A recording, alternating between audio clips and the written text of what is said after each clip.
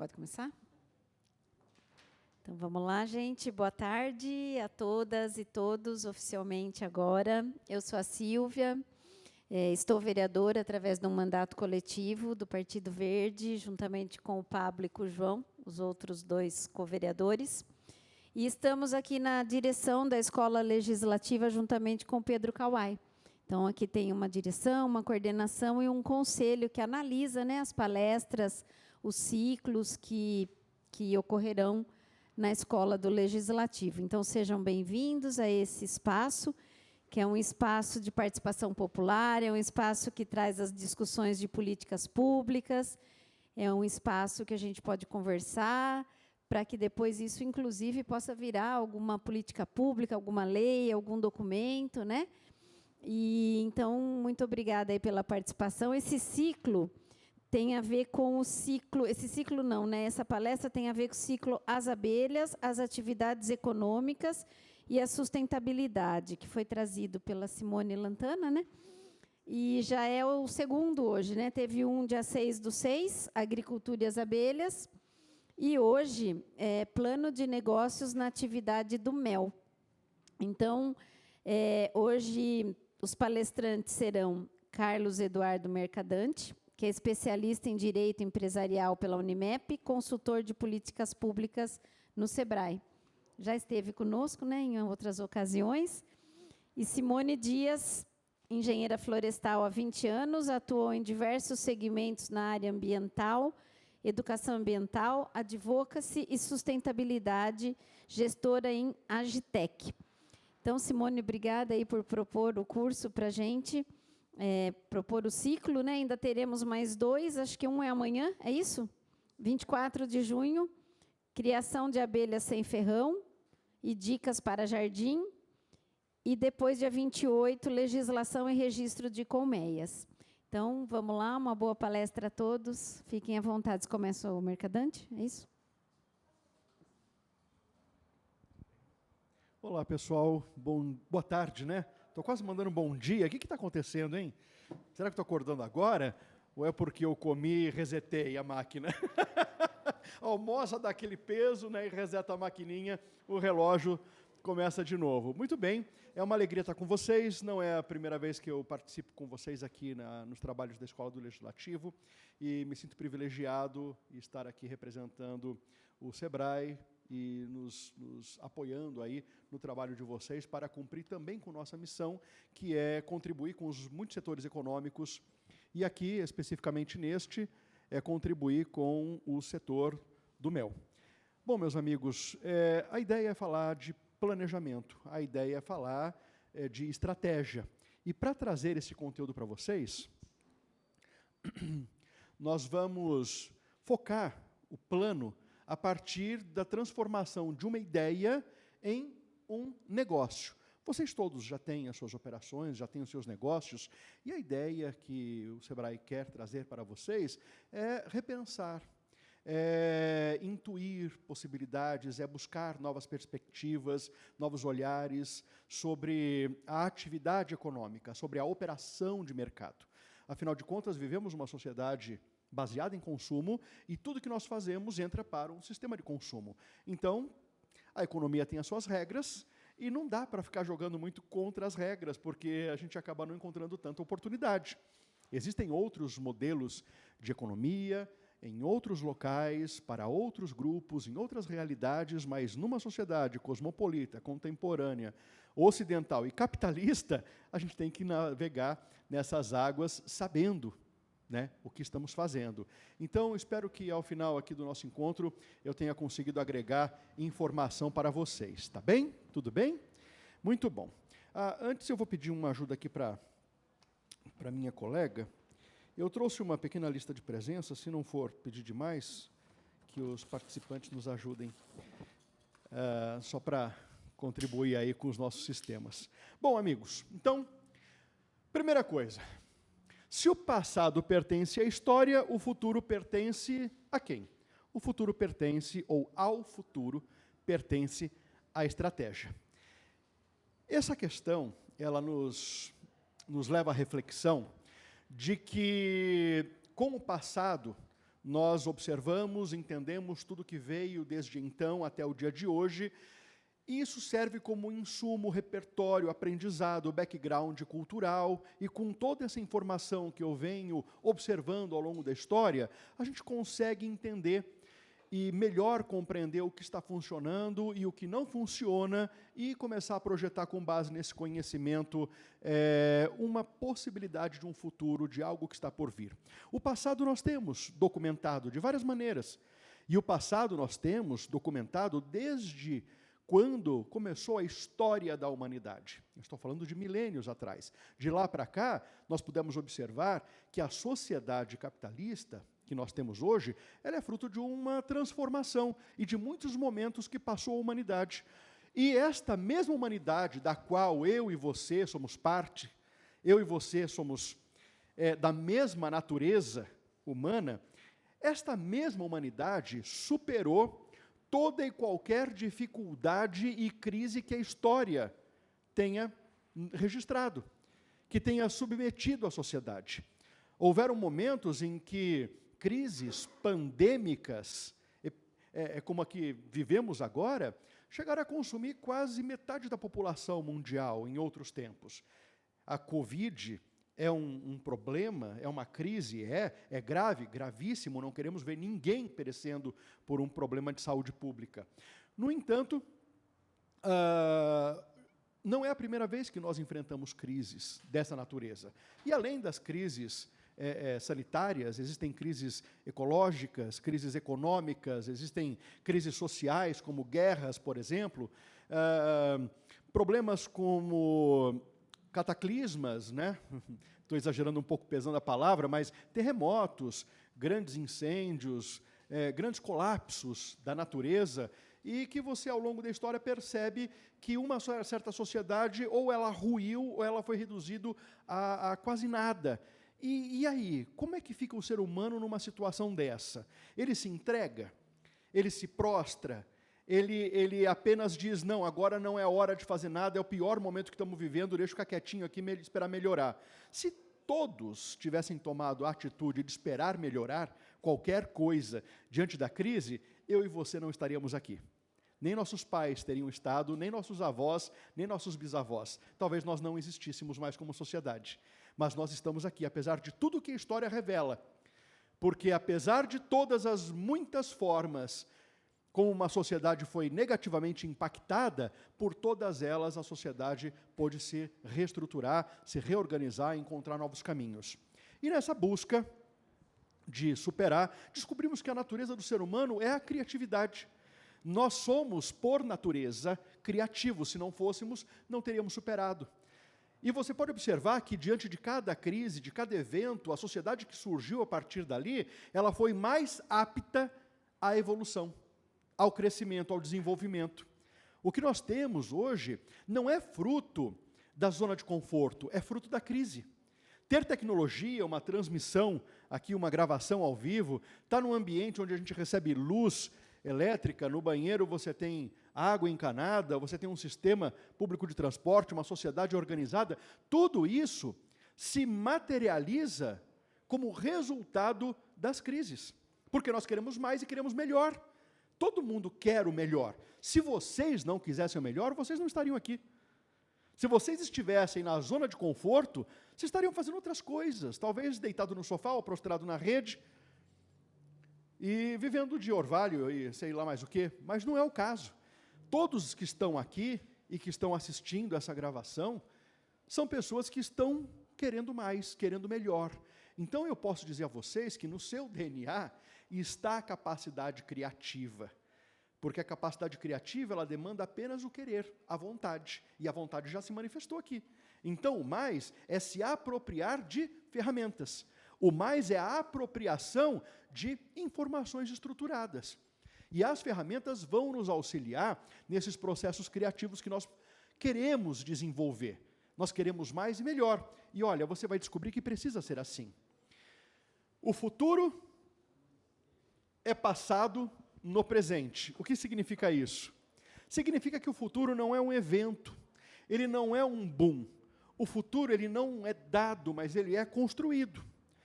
Eu até vou reformar um pouquinho essa frase, vou me opor a ela, dizendo que o futuro, existe o futuro dado. Existem as pessoas que relegam ao futuro a surpresa que ele trouxer. Mas existem pessoas que se preparam para o futuro e trabalham para construir o futuro. A ideia do presente, do hoje, do agora, do instante, ela é filosófica. Porque o presente mesmo ele não existe. A partir do momento que você percebe algo, ele já não existe, ele ficou no passado. Ele já passou. Então tudo é futuro ou passado. E o que nós temos como presente é aquilo que nós temos como ferramenta para construir futuro. O nosso presente é o ato de construção de futuro. E ele vai ficando para trás, ele vai se tornando passado. Mas o futuro que você almeja, seja ele qual for, em qualquer projeto de negócio ou de vida que você tenha, depende daquilo que você vai fazer agora. O hoje é a semente do amanhã. Vocês já ouviram falar da lei da semeadura? Com certeza, né? O que você planta, você colhe. Quem não planta, não colhe. Ou vai colher aquilo que não quer. Mas quem planta com foco, com objetivo, essa pessoa é aquela que aprendeu a usar a estratégia a seu favor. É aquela pessoa que não se prostrou, não se entregou ao ócio, que é a preguiça, mas é aquela que quis fazer algo, produzir algo. O próprio conceito de negócio, ele diz que o negar o ócio é negócio. A negação da ociosidade leva a pessoa à ação. A ação que produz hoje o substrato aonde o futuro vai se manifestar e vai se realizar, e vai se cumprir. Ele não foi dado neste aspecto, mas ele foi construído daquilo que você optou fazer hoje.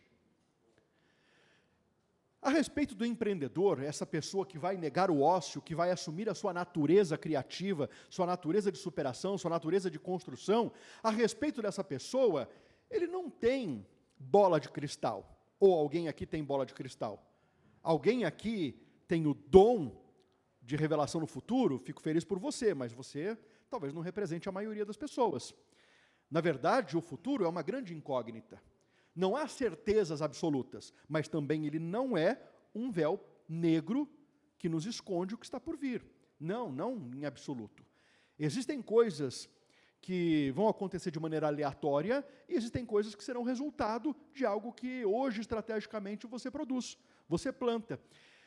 Agora, essa figura do empreendedor é a figura da pessoa que aceita o risco de fazer hoje para colher amanhã. Tem gente que não faz porque tem medo. E se eu investir algo, fazer algo, perder meu tempo ou gastar o meu dinheiro e amanhã não der certo? Eu diria que essa pessoa é aquela que não é empreendedora. Porque o empreendedor não faz isso. O empreendedor, que é o mesmo tipo de ser humano que nos trouxe até aqui hoje, como sociedade ao longo da história da humanidade, este mesmo empreendedor é aquele que aceita os riscos da incerteza daquilo que está por vir. Mas ainda assim ele age, ainda assim ele faz, ainda assim ele inicia algo que ele entende que vai produzir algo novo, vai produzir uma novidade, vai produzir uma inovação. Inovar é você criar algo novo, fazer o novo. A inovação não é uma invenção. Talvez uma invenção possa ser uma inovação, mas nem toda inovação é uma invenção. Inovação é você fazer algo que para você é novo, que ainda não foi feito. O empresário, por exemplo, que não tinha o meio de recebimento de valores pelo Pix, e hoje ele inovou. Para ele foi uma inovação que aconteceu na operação dele, no negócio dele. Mas o empreendedor, ele assume riscos, mesmo diante das incertezas. Mas ele não faz isso de maneira louca. Ele não está, digamos assim, se arriscando deliberadamente, mas ele está correndo riscos calculados. Mas para a pessoa que está olhando para um futuro que ainda não existe, mas que você quer construir, é necessário o exercício da visão. É necessário que eu possa ter uma visão empreendedora. Por isso a gente vem falar de planejamento. A visão, aquilo que é para frente, aquilo que é distante, a visão não é algo absolutamente imediato, mas é aquilo que eu projeto para o futuro. A visão no mundo dos negócios é o futuro, ela depende de você antever, ou seja, enxergar aqui aquilo que pode ser lá e explorar essas oportunidades que o futuro tem a oferecer. Teremos futuro? Eu e vocês? Certas coisas a Deus pertencem, né? Mas ainda assim, eu não vou ficar esperando a morte chegar. Eu vou agir como se eu fosse estar bem amanhã, e eu quero crer que eu vou estar, mas só Deus sabe. De qualquer forma, é importante que eu exercite a minha capacidade de criar visão, para que eu possa então ter um ambiente futuro onde eu identifico oportunidades que eu quero alcançar, que eu quero estar lá para explorar. E quando eu falo explorar, pelo amor de Deus, não é no sentido negativo, tá? Do abuso, mas de ser um ente social, um ser social que participa da coletividade, que participa da sociedade. Somente a estratégia e essa visão empreendedora, quando aplicados corretamente, é que tem a capacidade de amortecer consequências e incertezas. A consequência que as incertezas trazem. Há variáveis incontroláveis e há variáveis que eu posso fazer gestão. Sobre o que eu posso fazer gestão, eu tenho obrigação. Se eu não o fizer, eu sou negligente. Aí não é mais correr riscos calculados, é se arriscar deliberadamente. E isso o Sebrae não aprova, não apoia, e nenhum administrador de cadeira, de cátedra, vai apoiar. Então, como é que eu defino uma estratégia? Estratégia do que eu vou fazer com a minha operação, com o meu negócio, com o meu projeto, seja ele qual for. O que eu preciso? Bom, para isso você precisa de dados. Como é que eu posso criar uma estratégia numa visão de futuro, de uma oportunidade que está para surgir? Como que eu posso identificar a oportunidade para hoje construir o momento em que eu vou aproveitar desta oportunidade? É preciso que você tenha dado. O dado, gente, o dado não são aqueles dadinhos que você joga, né? O dado, ele representa aqui letras e números, são códigos. Letras e números são dados. Letras, quando organizadas, produzem palavras, que quando organizadas produzem expressões, orações e fazem sentido. Quando organizadas, produzem poemas, obras literárias, lindas letras de música, não é isso? Mas começa com a primeira parte integrante, a partícula letra. Maiúsculas, minúsculas, caracteres especiais, pontos, vírgulas, exclamações e análise sintática, enfim, são dados. Como é que eu posso ter uma estratégia? Bom, você vai ter que ter os dados em mãos. Se você começa como um gestor, como um empreendedor, que não se arrisca deliberadamente, mas corre riscos calculados, então você vai procurar compilar dados, os números que fazem sentido para aquele projeto. Por exemplo, eu quero colocar o meu mel dentro de um novo segmento de clientes que ainda não foi atendido. Como eu faço para colocar este mel dentro do segmento, por exemplo, eu quero fornecer o mel para escolas do 2º ano do bairro da Joaquina. Como eu faço para... Bom, eu tenho que entender se existem crianças suficientes e que tenham interesse ou potencial de consumo em número para justificar uma operação, onde eu vou lá fazer toda uma logística de entrega, de negociação, e eu vou ganhar o suficiente para justificar essa operação. Então você precisa ir atrás dos números, densidade demográfica, perfil de consumo, até questões legais precisam ser vistas, porque a operação ela tem os seus custos, né? Além do custo de produção, tem custos logísticos, tem custos com impostos, tem custos de todo tipo, né, que tem que ser trabalhados. Então, você vai buscar os dados. Agora, quando você tem um conjunto de dados, eles sozinhos não produzem o que você precisa. Eles, organizados, aí sim produzirão a chamada informação. Dados quando observações documentadas ou resultados da medição, eles vão então produzir a informação. E você precisa de informação para tomar decisões, para antever. Não há como você interpretar um problema, eu digo problema como uma identificação de oportunidade, né? Estou com um problema, eu tenho que fazer isto. Isto é um problema, qualquer coisa que seja. Eu quero fazer isto, eu preciso fazer isto, eu desejo fazer isto, e aquele isto é um problema, é uma proposição de um problema. Como você vai identificar um problema se às vezes falta informação? Você sequer sabe do que se trata aquilo. Há coisas que a gente, por causa de uma grande exposição, facilmente a gente identifica, porque nós temos informação aqui na cuca para identificar e interpretar o problema. Quer ver? O que é isso que eu tenho em mãos? Um óculos? Você tem certeza que isso é um óculos? Bom, você então compulsou, você buscou o seu background cultural, as informações que você adquiriu ao longo da vida. E você foi considerar a forma, a utilidade, a plasticidade, você foi considerar a geometria, a cor, e você então tomou uma decisão lógica e você expressa a sua resposta à proposta de um problema. O que é isto? É um óculos, você interpretou. Mas e quando a gente apresenta uma coisa que você não tem elementos suficientes para interpretar? Deixa eu mostrar aqui uma coisa, por exemplo. O que é isso aqui? Hã? Tem certeza? O que é isso aqui? Ela falou que é um canivete. O que você acha que é? Olha só. Ela tem um background cultural que até mesmo uma fração do problema, uma vez vista, foi capaz de interpretar. Para outras pessoas, eu preciso agregar mais elementos, mais informação. Então, eu vou agregar mais informação. Aí eu vou agregar mais informação. E aí, aquela pessoa que não tinha uma resposta, ela passa a ter informações que vão permitir ela interpretar o problema. Mas tem outras coisas que a gente não sabe o que é mesmo. Isso acontece. Há coisas que você vê, você não sonha para que aquilo serve. Já aconteceu com você? Você vê algumas coisas assim, gente, o que é isso aqui? O que é isso aqui, por exemplo? É uma maquiagem? Eu não sei o que é isso aqui, eu nunca vi esse negócio.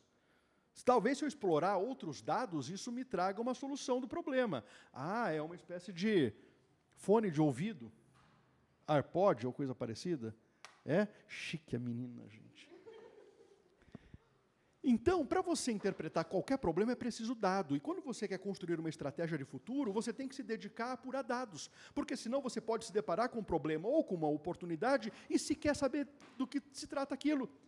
Como dar uma resposta e até mesmo identificar que aquilo é uma oportunidade se não tem informação. Então, quanto mais você se dedica a buscar dados que se convertam para você em informação, mais potencial de oportunidade você vai criando para a tua vida, para o teu projeto, para o teu negócio. Então, você vai buscar tantas informações e quanto mais segurança, porque mais capacidade de visão estratégica, de identificação de oportunidade e também dos riscos você tem. Mais capacidade de avaliar você tem. Então, é importante o trabalho de pesquisar. É essencial. E, às vezes, por mais que você se esforce, até o ato de pesquisar pode ser difícil, estando sozinho.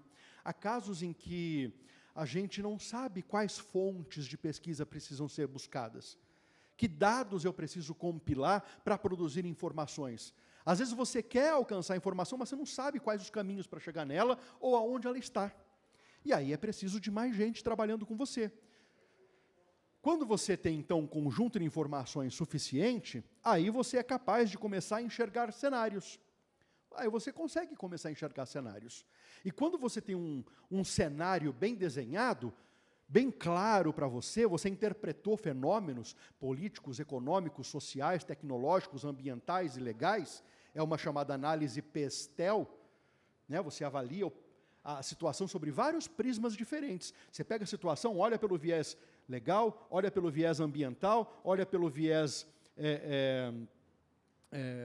social, tecnológico, político, PESTEL, é um acróstico que se fala, né? As primeiras letras. Só o ambiental que não é, porque está em inglês, PESTEL, então é environment lá no A. E aí, gente, você então consegue, com esse conjunto, você consegue identificar a tendência, para onde vai uma economia de mercado, para onde vai um hábito de consumo, para onde vai uma realidade econômica. Porque uma coisa eu posso afirmar para vocês, o que nós temos hoje, e o que nos trouxe até aqui hoje, não é necessariamente o que vai nos levar para o amanhã. O que foi uma fórmula certeira para alguém, que ela conseguiu um certo resultado hoje, de maneira nenhuma eu posso pressupor que vai dar certo amanhã. Isso não seria razoável. E quer ver onde está a prova disso? Nas milhares de empresas, de todos os tamanhos, até gigantes multinacionais que desapareceram. Porque o caminho que elas percorreram não foi garantia de futuro. Elas não foram capazes, a maioria delas, de enxergar futuro. Você sabe que um grande problema disso é a pessoa ou o negócio se fechar nele mesmo, né? É a pessoa ou o negócio se encerrar como sendo ele uma finalidade em si mesmo. E olha, nenhuma operação de mercado é uma finalidade em si mesmo. Eu posso afirmar a vocês, com toda a segurança categórica, de que nenhum negócio é uma finalidade em si mesmo. Ele é um meio para servir a sociedade. A sociedade, ela só licencia a mim e a você, através da lei, que a gente possa operar no mercado porque é interesse da sociedade. Se não for, ela não licencia. E se você fizer mau uso, ela confisca e toma. Então, nenhuma operação de mercado é sua de verdade. Ela pertence à economia de mercado, e pertence à sociedade. E se não for para servir a sociedade, parou. Não serve.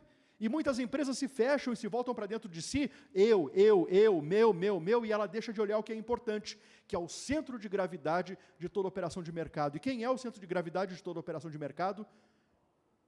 Quem é o centro de gravidade de uma sociedade capitalista? É o cliente. Só o cliente. Só ele tem o poder. E às vezes a existência de mercado para uma pessoa não pressupõe a existência de mercado para outra, mesmo na mesma área. E eu posso afirmar isso quando a gente vê um fenômeno.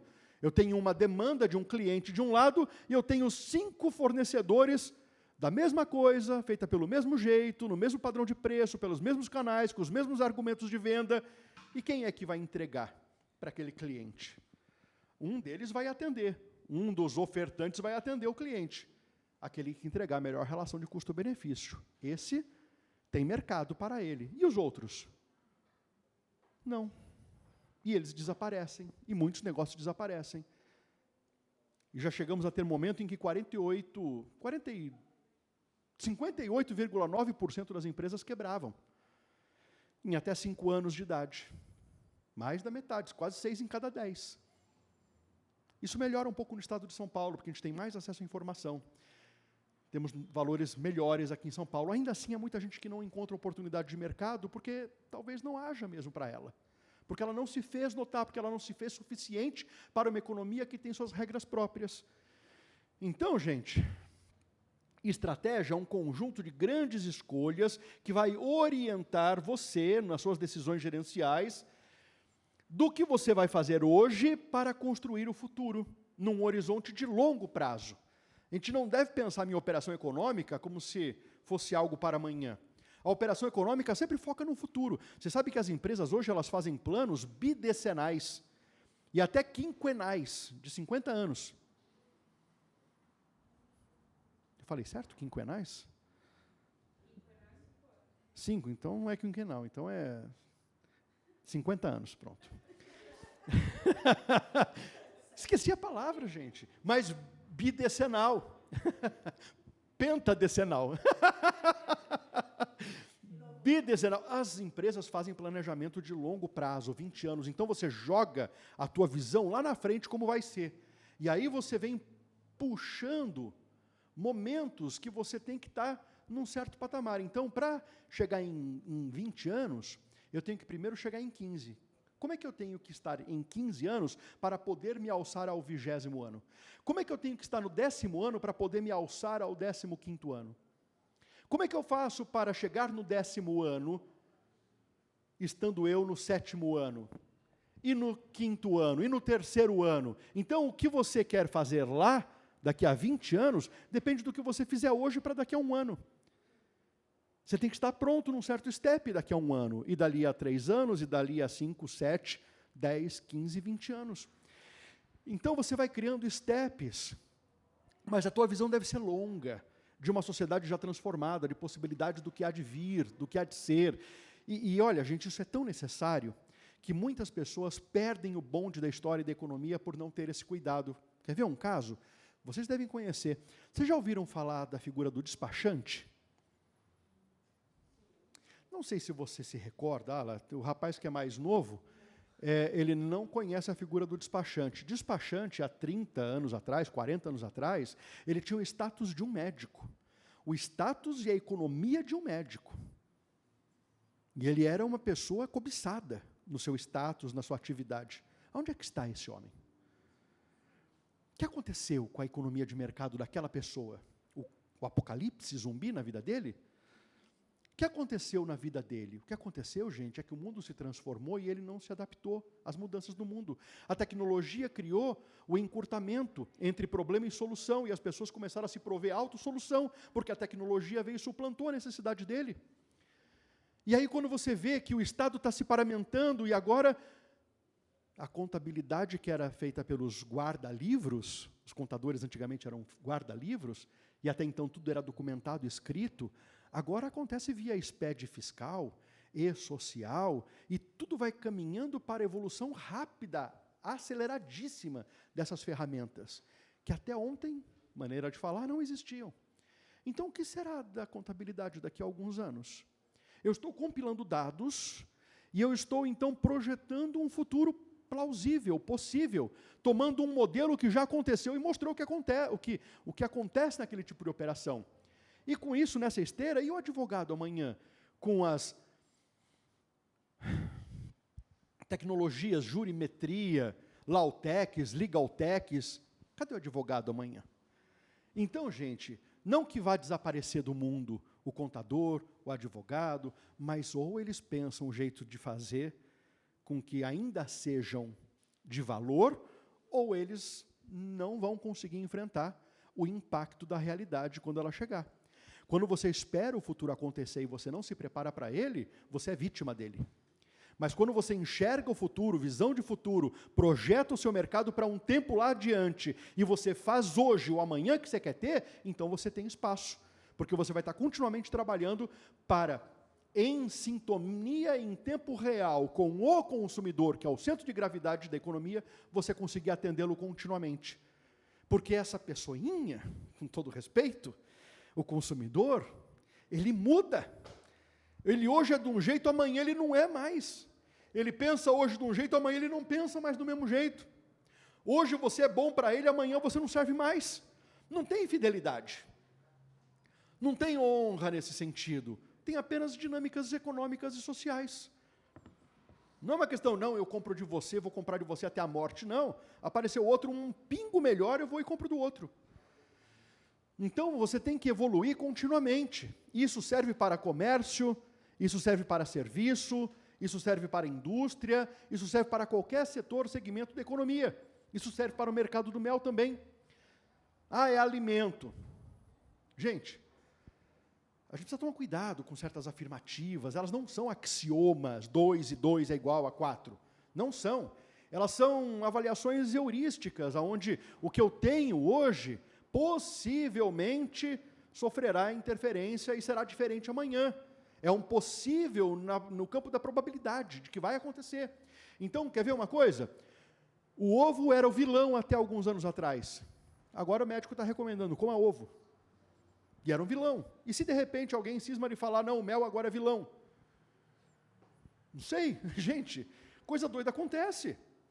Eu não estou aqui criando a expectativa do caos, eu só estou dizendo que nós temos que continuamente estar atentos e pensar os movimentos sociais. É um bom momento para a gente falar de mel. É um bom momento falar de alimentação saudável. É muito bom poder falar da importância das abelhas para o ecossistema. É muito importante poder falar da alimentação sustentável.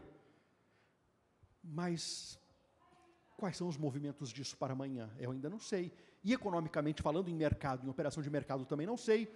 Será que o mel em flaconetes é suficiente, é o que as pessoas querem? Ou elas agora vão querer mel em pó? Você vai ver o mercado do açaí, O que o Japão compra é em pó. Eles não compram açaí como nós compramos, eles querem o açaí em pó. E o mel? Eu não sei, mas a gente tem que pensar. Você vai precisar de recursos patrimoniais, materiais, humanos, intelectuais, financeiros, para o que você quiser fazer. Não sei quais são os recursos, mas você precisará. Você precisará desempenhar atividades. É preciso ter para fazer. E você vai operar num mercado que tem muitos elementos, concorrentes, fornecedores, governo, o próprio meio ambiente do mercado, mas no centro dele, por favor, foco total na estrela do negócio, no centro de gravidade de toda a sociedade baseada em economia de consumo. Foi esse modelo que nós escolhemos. Se não escolhemos, nós aceitamos quando nascemos e permanecemos aqui. Já tive vontade de ir para a tribo várias vezes. Você não sabe, mas eu sou caiçara, por isso que eu estou falando isso. Eu sou meio caucasiano assim por um acidente genético, porque eu sou caiçara. Às vezes dá vontade de abrir mão de tudo. Quem que gosta desse trânsito, gente? Por melhor que seja. Poeira, fumaça, barulho, tempo, time, né? Tem que produzir, tem que consumir, tem que produzir, tem que consumir. Você compra uma coisa, ela hoje está funcionando, dali a pouco amanhã não funciona mais.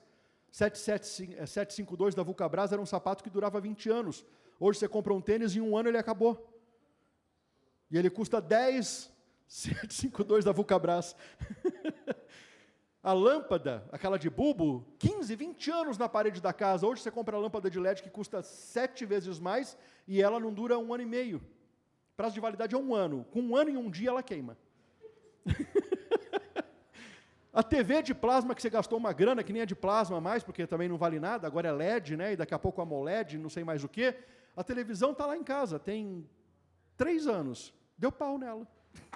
Você vai mandar consertar, o cara fala, não vale a pena, compra outra. E você rasgou 2, 3 mil reais e jogou no lixo. Então, gente, essa figura aqui, olha, que está no centro, ele está sendo explorado. Ele está sendo abusado em favor de uma sociedade que tem pressa de ganhar dinheiro. Só que você, numa economia de mercado, vai ter que aprender a se ajustar a isso. Não tem como. Então, é preciso entender essas pessoas para servir como elas querem servidas. Como elas querem, amam, desejam ser servidas. E às vezes você nem sabe o que quer, e vem alguém e te apresenta uma solução, você fala, nossa, isso existe? Eu quero. Existe uma expressão que os americanos usam para isso, é shut up and take my money. Cala a boca e toma meu dinheiro, toma, eu quero o que você tem, não me importa, porque eu amei o que você tem. A Apple lança lá um novo celular, e na loja da Apple Store nos Estados Unidos faz uma fila de 3 dias, tomando chuva, sereno, 72 horas numa fila com barraca, cadeira, Coleman, para esperar a loja abrir para ser o primeiro a comprar. No dia seguinte ele compra pela internet mais barato, mas ele quer ficar 3 dias na fila. Sabe o que é isso, gente? É como o cliente quer consumir, não é como eu quero fazer as coisas. Então, tem que entender para poder servir. O cliente ele sempre procura um benefício, mas o que é benefício para ele? Bom, benefício para ele é aquilo que ele percebe, que ele nota, que chama a atenção a ponto dele dizer, não, eu boto fé nisso, eu quero isso, e ele paga por isso. Isso é benefício. Isso é o que nós chamamos de valor. As pessoas não compram apenas coisas, elas compram o que aquilo representa para ela, ou a melhor relação de custo-benefício. Isso a respeito do mel, da forma como o mel é vendido, de uma forma como ele é envasado, da facilidade da entrega, da segurança alimentar que ele produz, de formas ainda não pensadas de fazer todas essas coisas. Você vende o quê? Você vende mel ou você vende o benefício que o cliente quer? E eu quero levar vocês para uma outra dimensão a respeito disso. Vou criar aqui um paralelismo com a figura do café. O café, cafezinho de coador, foi o primeiro que eu conheci na vida, na casa da minha avó. Até 1960, as pessoas elas acreditavam que vendiam produtos e serviços, vendiam a coisa. Meu avô mesmo, ele precisava de uma camiseta, ele ia na loja e me falava, me dá uma camiseta. Me dá uma camiseta. É a que tem, porque eu só preciso vestir o corpo. E ele punha a camiseta por baixo da camisa. Um hábito que até pouco tempo atrás eu também tinha. Um hábito esquisito, concordo. Mas eu ia lá, me dá a camiseta, qual? Não importa, a que tiver. Porque não importava, o que importava era só a função da coisa. Só que o professor Levitt demonstrou que os clientes não compram coisas, eles compram a solução que a coisa entrega. Ah, então tá bom, então agora descobrimos o mapa da mina, descobrimos o caminho de Eldorado. Não a do Vale do Ribeira. Eldorado é a história da Cidade de Ouro. E até lá, 1980, as empresas, as mais visionárias, olha, o professor Levitt está certo, né? As pessoas, elas compram soluções, eu sou uma pessoa que vende soluções na forma de coisas. Só que aí vem o carinha da Starbucks, o doninho da Starbucks, e ele cria toda uma psicologia de consumo baseada em experiência. E de lá até aqui, as pessoas começaram a investir na experiência do consumo. O que agrega valor é a experiência da compra, da escolha, do recebimento de produto. E as pessoas estavam felizes com isso. E agora sim, chegamos no ápice, na compreensão do que é o consumo. Só que o professor Christensen mostrou que não é também a experiência em si que leva a pessoa a consumir ou ver o valor, mas são os muitos jobs chamados tarefa que cada experiência produz. Então, as empresas elas começaram a se aperfeiçoar. E o que era um cafezinho virou, na proposta de valor da Nespresso, o melhor café, sem trabalho, nem sujeira, aonde você quiser. Atendendo quem é gourmetizado, atendendo a quem ama design, a quem ama tecnologia, e tem outros aspectos que eu vou mostrar para você que existe nisso. Opa. Veja isso. Solta o áudio, por favor.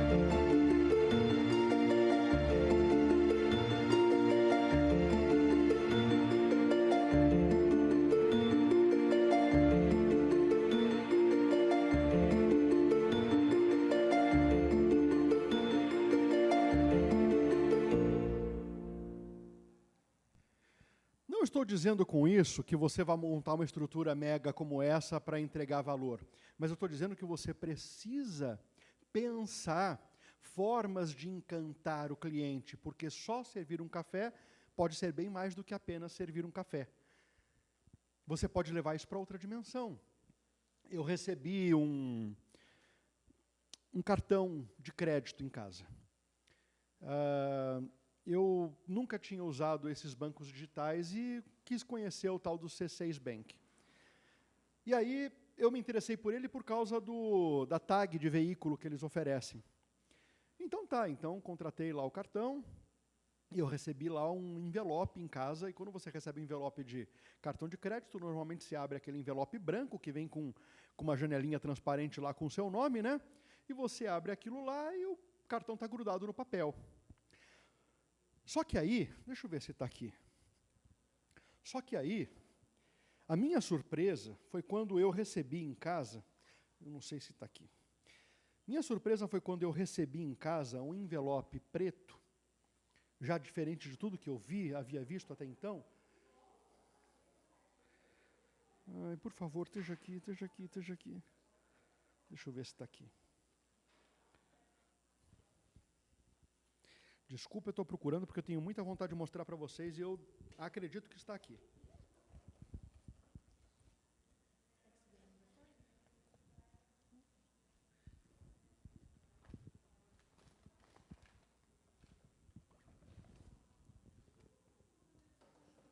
Achei.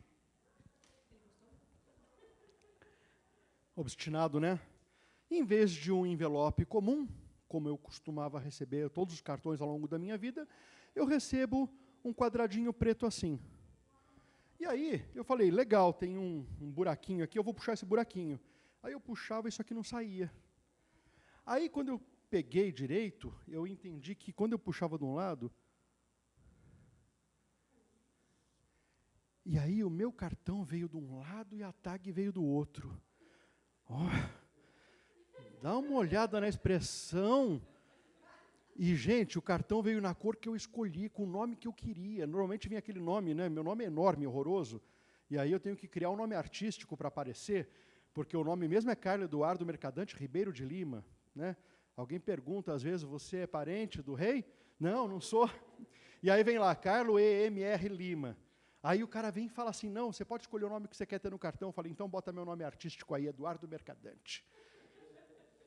Que cor que você quer? Eu quero dessa cor. E os caras mandam assim. Está entendendo que a experiência de consumo está na embalagem? Está na forma de fazer. É espetacular o que se pode fazer com esse conceito. Agora, eu quero mostrar para vocês que vocês podem agregar valor de muitas formas para o que vocês vão oferecer para o seu cliente. Os jobs que o professor Christensen estava mencionando são esses 4 aqui. Job ou tarefa funcional, operacional, emocional e social que a coisa produz na experiência. Então, vamos ver aqui 2 exemplos. Starbucks, que é um café, e Oracle, que é sistema. Uma coisa bem esquisita. Dá para ver tantas dimensões em sistema de computador e banco de dados? Bom, olha aqui. Job funcional é a tarefa mais básica que o produto ou serviço executa. No caso da Starbucks, a pessoa está comprando a comida, a bebida. Pronto. No caso da Oracle, o banco de dados, a solução de banco de dados. Bem tranquilo isso. É a coisa lá do passado. O operacional já é diferente. O job operacional é a tarefa, ou as tarefas, que tornam o ciclo de consumo inteligente, diferente, aperfeiçoado. Quanto melhor, mais valor agregado. No caso da Starbucks, você compra o quê? A comodidade, conveniência, local agradável, previsibilidade, toda a série de valores que isso traz consigo. Eu tenho uma prima que mora fora do Brasil, mora nos Estados Unidos, e ela, quando vem aqui para o Brasil, ela quer ir na Starbucks. Eu falei, você não tem Starbucks lá? Tenho, é por isso que eu quero ir na daqui. E ela vai e compra aquele cafezão esquisito, que eu não sei tomar aquele café que os americanos gostam, mas ela quer aquilo, um negócio estranho mesmo. Mas o que traz para ela? Previsibilidade. A Oracle, você compra a confiabilidade, atualização constante de sistema e consultoria agregada. O job emocional, poxa, tem um reflexo emocional nisso? Bom, job emocional são tarefas que fazem com que o cliente se sinta melhor consigo mesmo. É voltando para dentro de si, suas emoções, enquanto ele utiliza o produto ou serviço. No caso da Starbucks, a compra de bebidas revigorantes, um local para descansar a mente. No caso da Oracle, você compra uma marca reconhecida, inovação, ou até mesmo alguém para pôr a culpa quando dá errado na tua empresa algo. Olha só, olha que dimensão absurda, interessantíssima a respeito de valor agregado, usar o meu produto para colocar a culpa. No job social, em vez de você se voltar para dentro, você se volta para fora de si. São tarefas que fazem com que o cliente se sinta melhor perante os outros. Não é para mim que eu estou fazendo ou comprando, é para que os outros vejam. É o hedonismo, é a identidade social, de grupo, aceitação, tantas coisas que podem sair disso, né? No caso da Starbucks, eu bati o dedinho ali e apareceu uma coisa. Compra um local para reunir amigos, uma marca de status. No caso da Oracle, você compra uma rede de relacionamento com outras empresas que usam o mesmo sistema. Enfim, gente, o mel,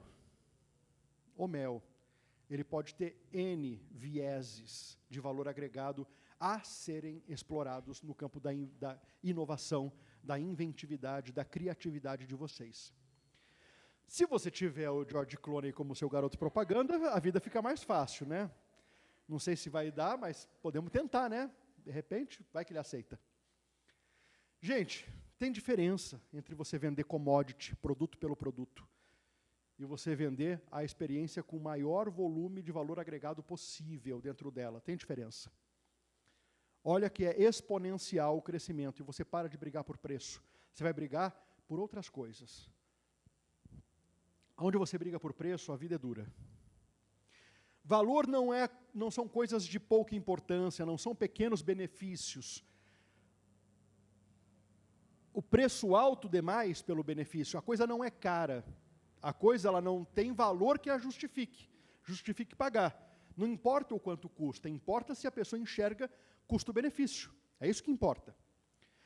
E para isso, gente, eu quero recomendar para vocês o uso do Canvas. Para que vocês, então, como ferramenta, tenham um meio de trabalhar toda essa criação, toda essa inventividade, e eu recomendo que vocês conheçam mais do Canvas. Tem muito material na internet, mas eu já vou apresentar para vocês aqui como ele funciona, tá bom? Primeira coisa, o Canvas é um sistema de modelagem de negócio. É uma forma de planejamento estratégico.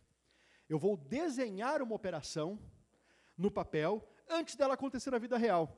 Eu vou estudar a operação e descer fundo nesse estudo, para que quando eu crio o meu protótipo, quando eu complete o meu PMV, um produto mínimo viável, que antes de produzir, antes de envasar, antes de distribuir, eu vou testar se aquilo vai ter pegada, se vai ter mercado, e eu vou então fazer uma série de experimentações para depois, com o teste de hipótese aplicado, saber, poxa, tem pegada, então vou produzir, agora é hora de ganhar dinheiro. E como é que o Canvas funciona, gente? A ideia dele é criar valor, por isso que está em vermelhão aqui. Criar valor sobre todas aquelas dimensões lá. E por que eu estou falando, então, do modelo de negócio e não do plano de negócios? Eduardo, você não veio falar de plano de negócios? Estamos falando. Nós estamos falando de plano de negócios, só que eu estou falando por um outro viés mais profundo, onde o plano de negócios é o fechamento de todo um processo de criação. O problema do plano de negócio em si é que ele é frio, ele é estático. Você vai lá, você faz continha, você faz uma análise SWOT básica de oportunidade, fraqueza, forças e ameaças, e você bota lá no papel, matematicamente fechou a conta, beleza, a empresa é viável, economicamente sustentável, só que não. Porque você faz um plano de negócio de uma operação baseada num conceito passado, de como foi até então. E não do que há de vir, do que há de ser, do que há de agregar valor. Então é preciso primeiro criar um modelo de negócio, para que então você possa fazer um plano de negócio que dê resultado. E nós vamos deixar para falar de plano de negócio numa segunda oportunidade. Porque muito mais profundo é vocês investirem em criar uma nova forma de valor agregado para o que você tem para oferecer. Agora, essa criatividade que vai ser desenvolvida usando os 9 blocos do Canvas, foi uma idealização do professor Alex Osterwalder, um suíço, Alexander Osterwalder. Ele criou um sistema onde ele pegou aquele conceito básico do 5W2H, quem, quando, como, onde, porquê, e ele pegou e deu uma reformatada nisso e criou um quadro. A palavra Canvas, inclusive, significa quadro. Esse quadro aqui, onde você olha, é bem simples, você pega uma folha de sulfite, você coloca aqui um T grande, cruzando ela, e 2 Hs aqui. A gente até brinca que é o plano do 1T, 2 Hs. Você bota um T embaixo, 2 Hs aqui, e você separa 9 blocos. É isso. Só que todo mundo está usando errado isso. Eu vejo as pessoas falando de Canvas e usando Canvas do jeito errado. Sabe por quê? Porque quando você vai pegar para trabalhar criatividade baseado no que você tem, apenas você, aqui na sua cabeça, eu não sei você, mas eu sou limitado pra caramba. Eu só tenho informações que eu adquiri ao longo da vida. E às vezes eu nem sei interpretar algo com base naquilo que eu conheço, por mais que eu estude.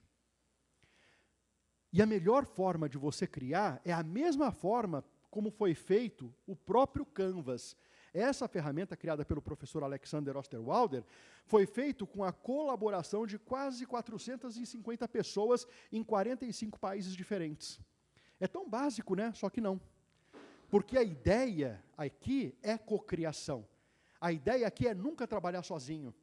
Porque nós nos aperfeiçoamos de uma maneira incrível quando a gente começa a cruzar a sua informação com a minha informação. Aonde eu digo para uma coisa é sim e você vem e fala não, no meu olhar é não. E eu digo porque sim e você diz porque não. E a gente vai chocar as informações e vamos produzir uma síntese. O nome disso é processo dialético, onde a gente vai chocar para criar algo novo. Eu até brinco que isso são reuniões quânticas, né? Porque você, na matemática, você tem o 0 e o 1. Você tem o existe e o não existe, 0 e 1.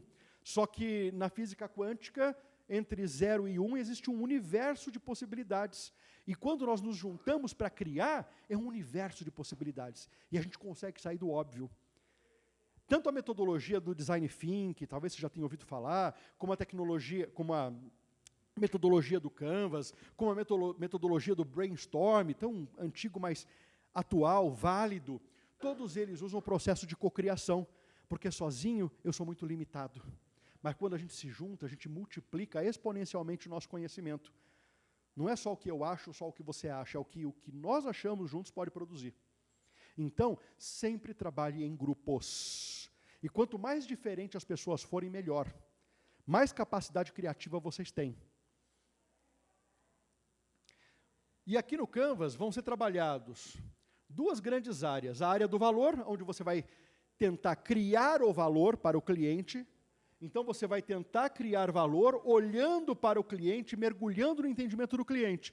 E eu trouxe uma coisinha para você ali, eu vou passar.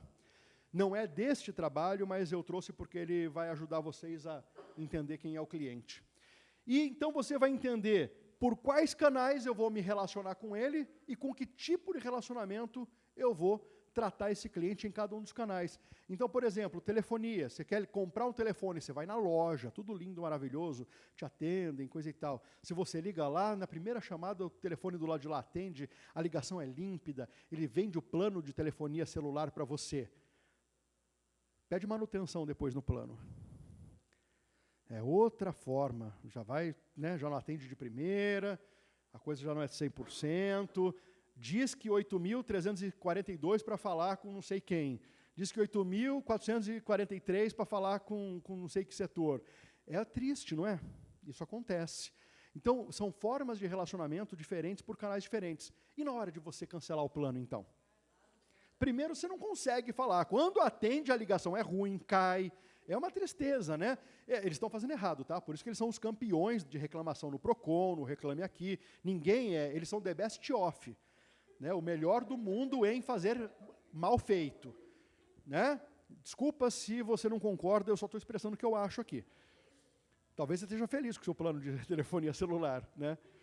Mas então, aqui a ideia é você entender o que interessa para esta pessoa.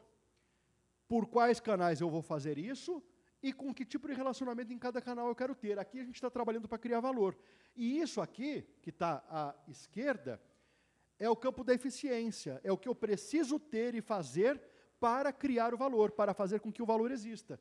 Então, o que você tem de valor gera receita e o que você tem aqui de recursos, atividades, gera custo.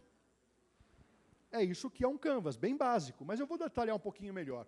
Deixa eu mostrar como ele fica pronto para vocês. Isso aqui é um caso. Quanto tempo eu tenho ainda? Me ajuda aí, porque eu sou uma pessoa disléxica com horário. 25 minutos? Tá. Então, isso aqui, gente, uma loja de doces para festa, tá? Uma loja de doces para festa. Uma brigadeiria, uma pequena confeitaria. Tranquilo, né? Consegue visualizar na tua mente? Beleza. O que uma loja de doces vende? E essa é a resposta mais lógica e óbvia. Só que a gente precisa entender que é justamente disso que a gente quer escapar, do óbvio. Então, não importa o que eu faço, na verdade, importa o que o cliente quer. Então, para entender o cliente, eu primeiro setorizei, eu segmentei o meu cliente. Então, eu quero trabalhar com aniversariantes e eu quero trabalhar com noivas, por exemplo. E o que o aniversariante quer? O aniversariante ele quer uma festa para bombar com os amigos. E a noiva, o que ela quer? Ah, dia de noiva, glamour. Eu acho que sim, né? As coisas estão mudando bastante, mas agora já fiquei na dúvida. Mas até então, elas queriam festas inesquecíveis e com requinte, né? Então, se eu vou vender doce para uma noiva, o que eu tenho que entregar de valor para ela? Rigorosamente o que ela quer. Se ela quer uma festa inesquecível com requinte, eu não vendo doce. Eu vendo a minha contribuição para uma festa inesquecível com requinte, que vai na forma desse doce, assim ou assado. Se o aniversariante ele quer uma festa para bombar, divertida, então o meu doce não é apenas um doce, ele é a minha contribuição para uma festa divertida. Entende o que é valor? Como você agrega valor? Não é o que, mas é como. É todos os argumentos que você vai construir. É claro que você vai ter que entregar algo que suporte esses argumentos, né? Não dá para ficar só na falação. Tem que fazer. Tem que fazer. Aí, você está vendo que tem cores diferentes? Por que tem cor diferente? Para ficar bonito e coloridinho? Não, gente. Tem uma lógica aqui. O valor das festas bonitas é para o aniversariante. Mas, quando eu falo de canais, ele está numa terceira cor, porque eles servem os canais, loja própria, internet, rede social, tanto as festas para aniversariantes, como as festas para noivas. Por isso que é uma terceira cor. Mas eu posso seguir e fazer uma leitura. Então, festas bonitas e divertidas para aniversariantes.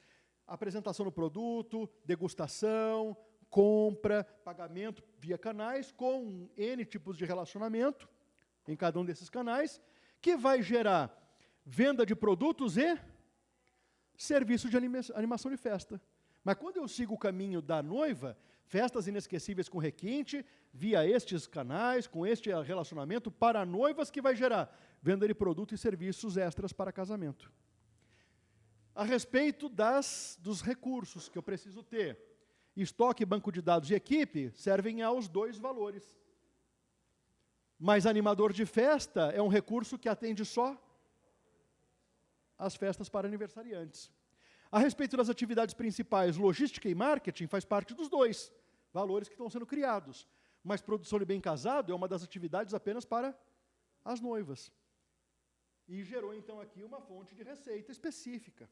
E gerou, então, uma parceria aqui, duas que atendem a esses dois e uma que atende única e exclusivamente às festas. Mas foi desenhado para quê? Para entregar cada vez mais valor.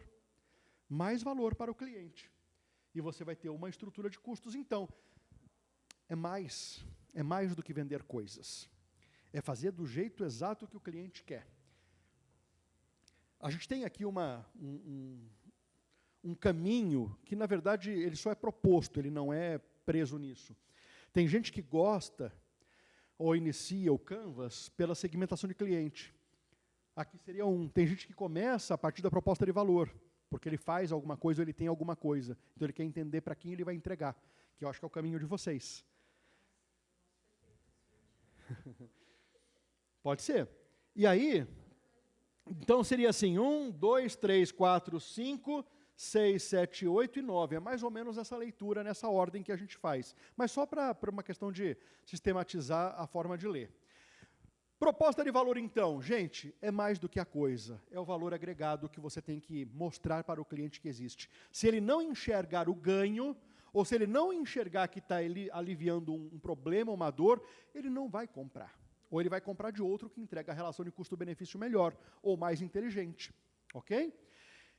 Aqui, gente, eu quero dizer para vocês o seguinte. Tem muitas formas de você agregar valor.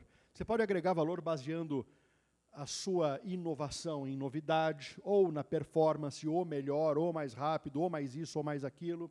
Customização, fazer do jeitinho que o cliente quer para aquele cliente. Fazer o que deve ser feito, que é fazer apenas o que o cliente precisa, na hora que ele precisa, porque não tem quem faça e só você vai se propor a fazer aquilo. Design, preço. Posso escolher um desses tipos de valor, posso escolher vários para fazer parte da minha proposta, e eu posso escolher outros que não estão aqui ainda, criar outros valores que ainda não aparecem aqui. Quer ver um que agrega muito valor? Apple, o celular criado por Steve Jobs, que aliás não foi ele, né? Um grupo, uma equipe, mas ele leva os créditos. É design, é performance, é inovação, é novidade, é exclusividade. Quem que pode pagar 13 mil num celular? Eu posso pagar. Exclusividade, mercado de luxo. Então, é tanto valor agregado que cria aquela fila, 3 dias, esperando a porta abrir para comprar uma novidade que ele poderia comprar pela internet no dia seguinte. Está entendendo? A força que tem agregar valor. E isso cabe para qualquer produto, para qualquer serviço, para qualquer solução de mercado. Cliente, tem N tipos de cliente diferente. Tem cliente que está trabalhando, podemos dizer, mercado de massa, onde todo mundo vira cliente, porque você tem tudo para todo mundo. Isso é muito difícil, tá, gente? Normalmente, loja de departamentos, mega operações como Amazon, como Magazine Luiza, Magalu, né? Ou como Ponto Frio, que vende de tudo. Então, mas mesmo assim não é, porque tem gente que não compra via remota, não gosta de comprar pela internet. Eu mesmo não gosto. Então, eu não sou cliente, embora exista um mercado de massa para aquilo. Nicho de mercado, quando você encontra um grupo que é muito coeso a respeito de uma identidade só. Por exemplo, os motociclistas, que gostam de passear nas estradas com moto. Você tem gente da classe A, B, C, D, andando de moto nas estradas, mas eles se identificam como um grupo, um nicho. Segmento de mercado, então você vai procurar lá alguma coisa que agregue eles, por exemplo, faixa etária, renda per capita, localização, você vai segmentar o seu cliente de outra maneira. Diversificado, quando você tem mais de um segmento dentro da mesma figura do cliente. Multiplataforma, quando você precisa, quer ver, máquina de cartão de crédito, ela precisa tanto do lojista usando a máquina, como ela precisa do cliente usando o cartão. O cliente do lojista, senão não tem operação. As revistas, multiplataforma, as rádios, os sites de e-commerce, multiplataforma. E o mapa da empatia, que é uma forma que você pode trabalhar para conhecer melhor o cliente, eu trouxe um material aqui que eu tirei de outro trabalho, e eu trouxe para compartilhar com vocês, onde você vai poder ter aqui uma visão orientada de como... Você me ajuda, por favor, a compartilhar com os amigos? Obrigado. Onde vocês vão poder... Você não pegou para você? Ah, você pega já já. Onde vocês vão poder ter uma visão orientada a respeito disso aqui, gente. É importante para você compreender o seu cliente, compreender qual é o ponto de vista dele das coisas. Tudo que ele pensa e tudo que ele sente, que vem do pensamento dele, depende daquilo que ele viu e daquilo que ele ouviu. Todo pensamento que produz sentimento vem para você por causa daquilo que você viu e daquilo que você ouviu. Basicamente isso. E aí, então, você vai produzir ação, falando ou fazendo. Então, você vai precisar, para ouvir o que o seu cliente tem a dizer, ou entender o comportamento pelas ações dele, você vai ter que entender um pouquinho melhor se o que ele vê, o que ele enxerga a partir do ponto de vista dele. Aquilo que ele ouve, o que ele entende, o que ele escuta daquilo, porque fica mais fácil você entender os pensamentos e os sentimentos. E o que leva uma pessoa a consumir? Sentimento. O consumo é muito baseado em sentimento, em sentir segurança, conforto, consolo, tranquilidade, felicidade, vantagem, equilíbrio. A pessoa, ela compra pelas emoções.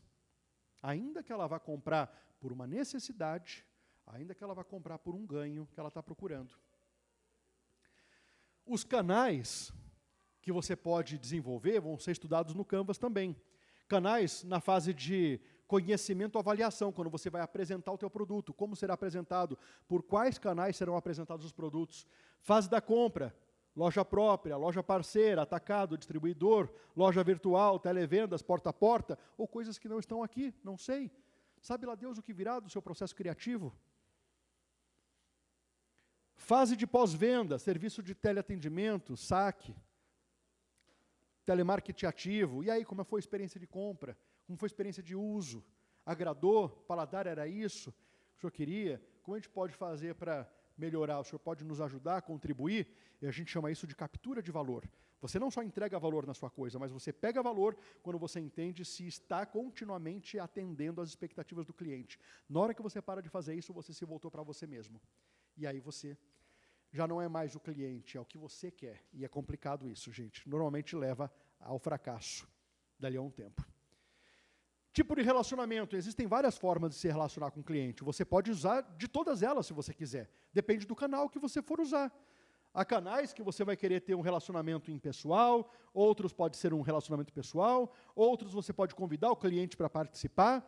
Isso pode acontecer por qualquer um dos canais. Depende de como você vai formatar o seu negócio, a sua operação de mercado. Fontes de receita, a gente pensa que vai ganhar dinheiro só com a venda. Às vezes você ganha com outras formas também. O mesmo produto pode gerar outras formas de fonte de receita. Fui no Outback. Já foi no Outback? Eu fui lá, eu nem gosto, na verdade eu fui 2 vezes no Outback, olha que coisa. Mas eu fui lá no Outback. Eu entrei no banheiro, chega uma hora precisa, e aí tem lá o mictório do homem, é diferente, né? Ele fica mais alto. Uns são baixinhos, outros são mais altos. E aí, na frente do mictório, na parede, tem uma propaganda de outra empresa. Eu estou lá como público cativo, eu não tenho o que fazer, eu tenho que olhar para aquele negócio que está na minha frente. Eu vou ficar um tempo ali, uns ficam mais, outros ficam menos, mas você vai ficar lá um tempo olhando para aquela propaganda. Então ele está ganhando lá vendendo a comida e a bebida, mas ele está ganhando também com uma parceria ou trocando por alguma vantagem, fazendo uma licença de uso do espaço, uma propaganda, venda de espaço para propaganda, publicidade. Olha quantas fontes de receita diferentes que tem. Venda do produto, taxa de uso. De repente eu vou criar algum sistema onde a pessoa paga uma taxa mensal para alguma vantagem, alguma solução, o produto acompanhado de um sistema de informação. Não sei. Uma assinatura, uma revista, uma vantagem, um clube que ele participa de consumo, o aluguel de alguma coisa, o licenciamento de uma marca, uma comissão para aquele que está me ajudando, vendendo meu produto numa parceria, por exemplo. Posso ganhar com propaganda também. Fui lá em Limeira num restaurante no centro da cidade, o maior restaurante churrascaria da cidade. Chego lá, tem 2 televisores gigantes dentro daquela área enorme de consumo. Propaganda de outras empresas rodando. O cara está ganhando dinheiro com isso também. Então, você pode pensar novas formas de obter receita a partir do seu negócio. E recursos. Bom, recursos, aí no plano de negócio a gente vai detalhar um pouquinho melhor o que você precisa ter e quais, né, estruturas você precisa demandar para poder criar o valor. As atividades, o que você tem que fazer com aqueles recursos que você tem. Para quê? Para criar valor. Atividades onde você vai trabalhar continuamente para resolver problemas, para produzir, para alimentar plataformas ou redes e tantas outras formas. Isso aqui é apenas exemplificativo. Parcerias. Gente, deixa eu contar uma coisa sobre parceria. Valor agregado demais. Às vezes o cliente tem tanta expectativa que você sozinho não é capaz de entregar. Por mais que você demande inteligência, e recursos e atividades, você não consegue sozinho.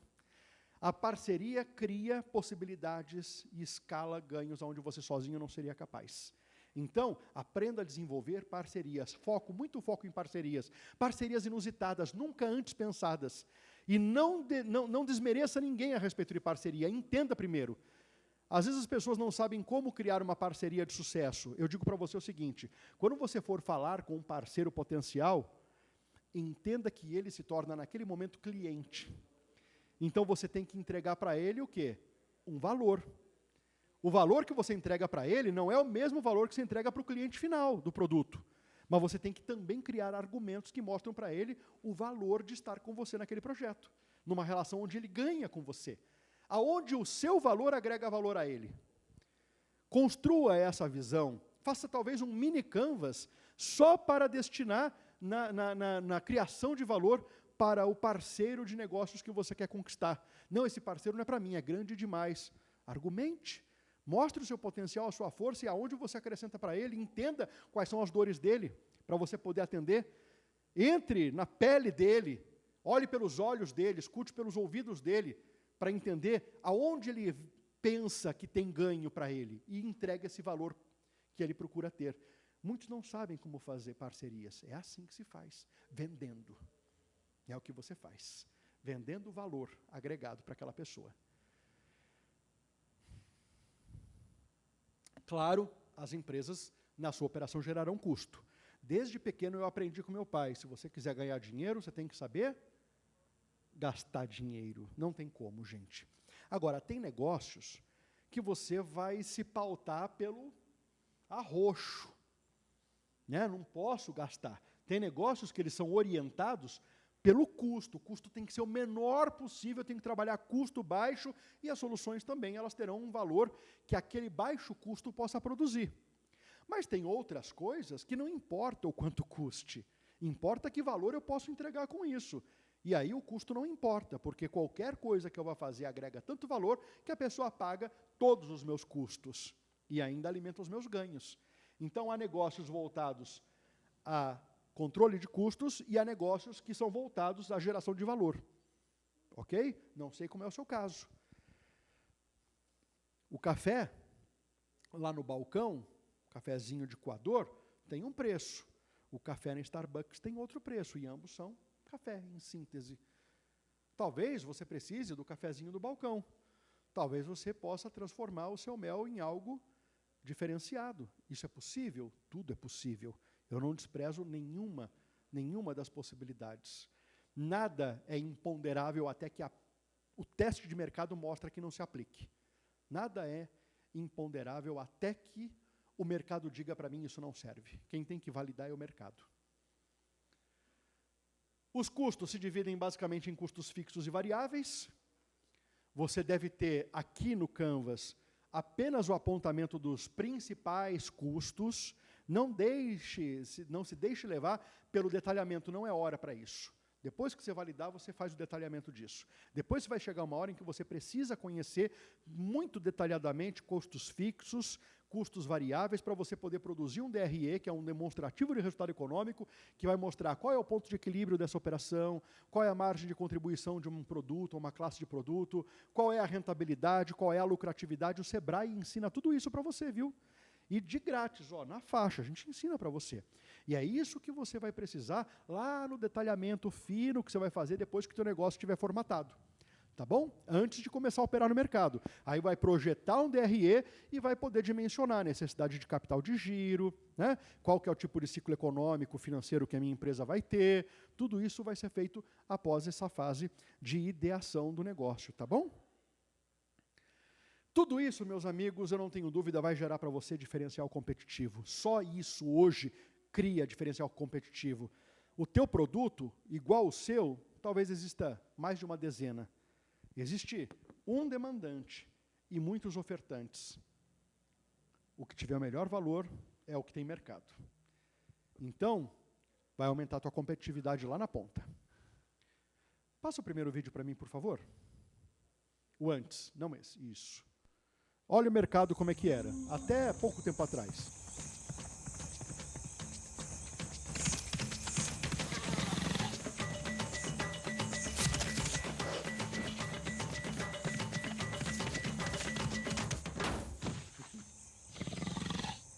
Não precisa fazer muito, porque se abria uma portinha e dava certo. Só que isso não é mais assim. A competitividade se tornou muito acirrada e hoje você tem que ser melhor do que o melhor.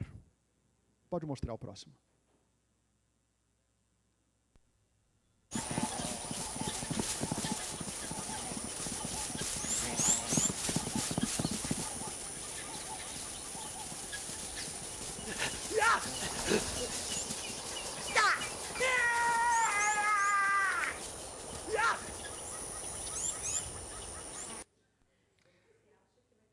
Hoje você tem que ser melhor do que o melhor.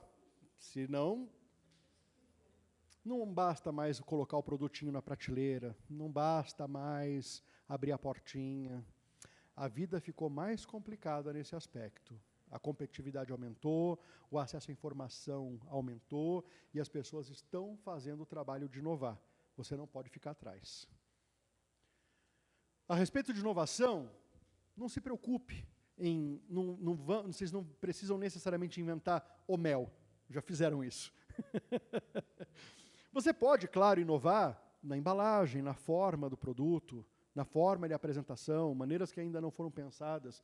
Mas você pode também inovar a respeito dos seus processos, processos produtivos, processos da empresa.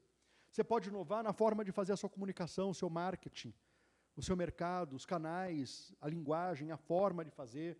Até a estrutura da empresa pode sofrer valor agregado através da inovação. Tem muitas maneiras de inovar, não é só invenção, é isso que eu estava querendo dizer.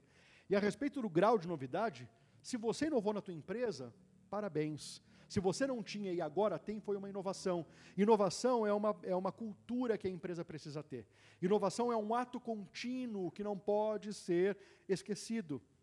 Ela deve acontecer todos os dias, e todos os dias você deve trabalhar por inovação. Então você vai conseguir produzir muita novidade no âmbito da empresa, e quem sabe uma hora interferir no mercado, e quem sabe uma hora até mesmo interferir até na forma como o mundo vê isso. E existem algumas que são inovações radicais, ela quebra o modelo que havia antes e faz algo novo. O telefone não tem mais tecla agora, o telefone agora é tela, touch. O que está por vir? Amanhã não teremos mais celular, amanhã você tem um implante ligado ao teu córtex cerebral e você consegue falar com as pessoas por um sistema de telepatia artificial.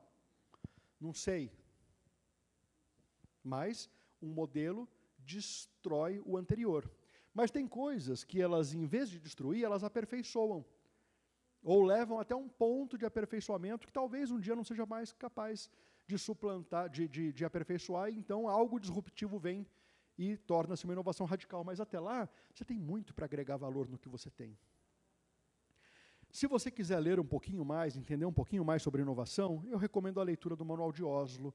Está disponível na internet, é fácil de localizar, tem em português, e ele vai te mostrar como identificar a inovação, como gerenciar a inovação, e ele vai te ajudar aí a fazer essa captura da inovação e desenvolver essa cultura da inovação na sua empresa, tá bom? Recomendo a leitura do Manual de Oslo.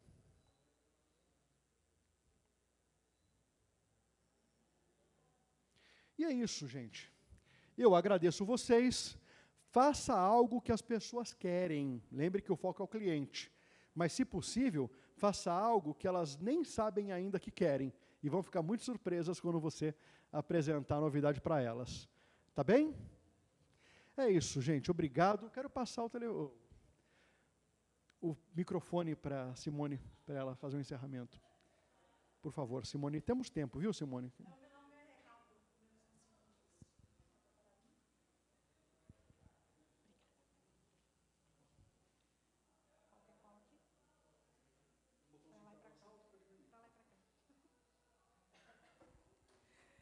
Antes de tudo, agradecer a todos, né, a presença.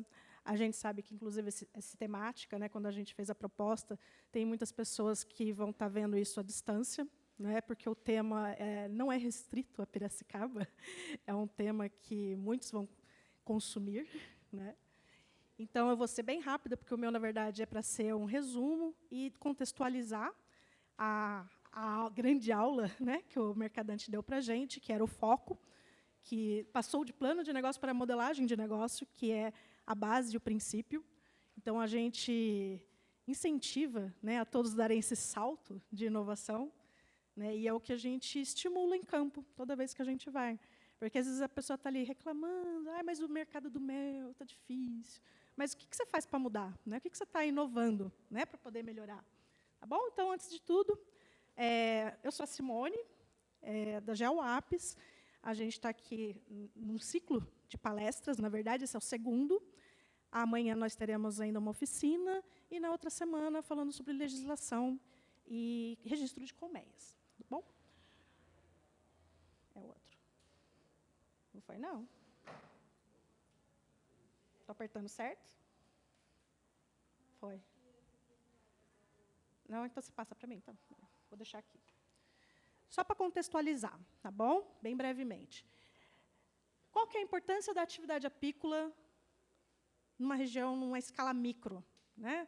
A maioria dos apicultores em que a gente tem contato no campo são provenientes de pequenos produtores, agricultura familiar. Essa é a nossa maior realidade. Né? Temos aí os grandes, né, apicultores que são tecnificados, mas não é a maior realidade do Brasil. Tá bom? Então, dentro de uma escala micro, quando a gente fala dentro do município, qual é a importância, né, dessa atividade apícola num contexto municipal, por exemplo?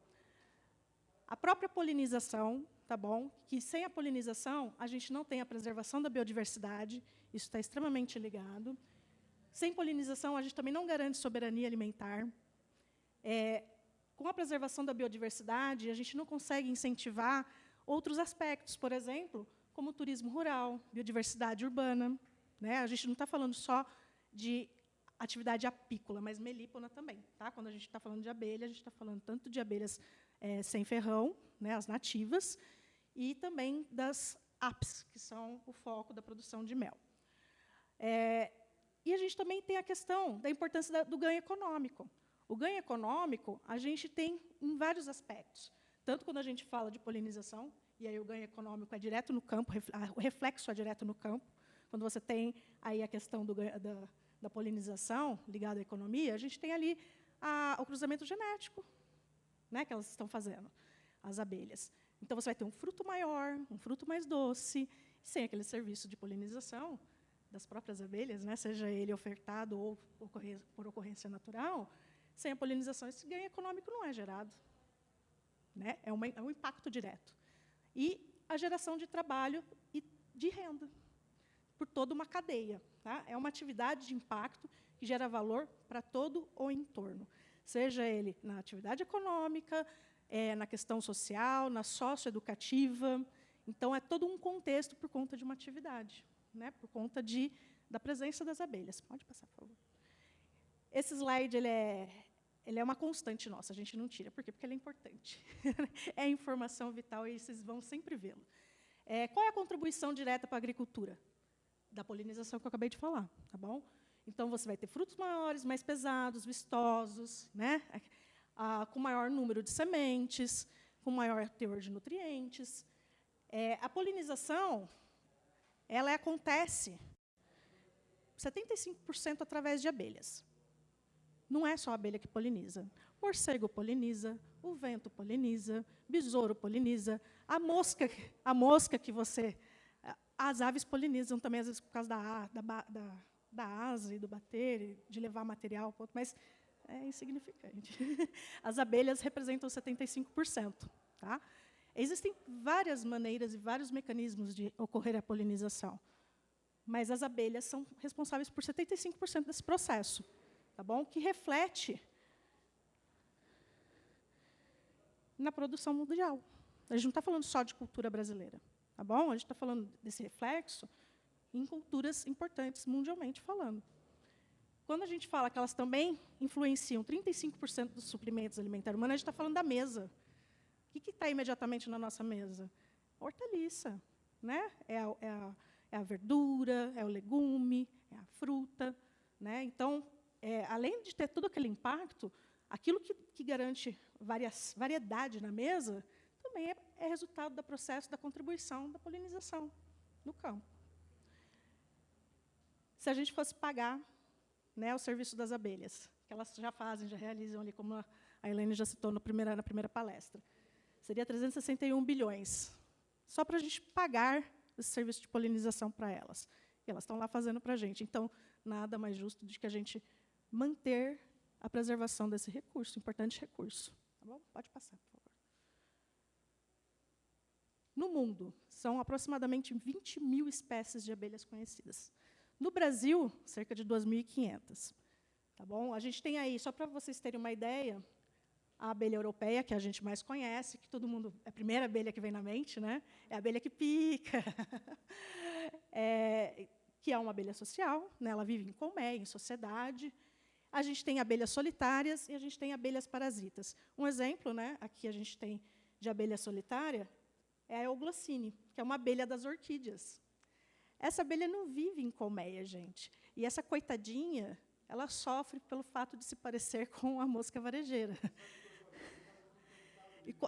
Mas você sabia que era abelha? Ela é metalizada, ela é a coisa mais linda, mas justamente por ela ser verde metalizada, e as pessoas não saberem, desconhecerem de que existe uma abelha dessa tonalidade, ela sofre pelo fato de parecer com uma varejeira, as pessoas matam. Né? E às vezes você está matando uma abelha super importante que poliniza a orquídea. Né? E aí depois reclama, não tem orquídea perto de casa, né? Porque você...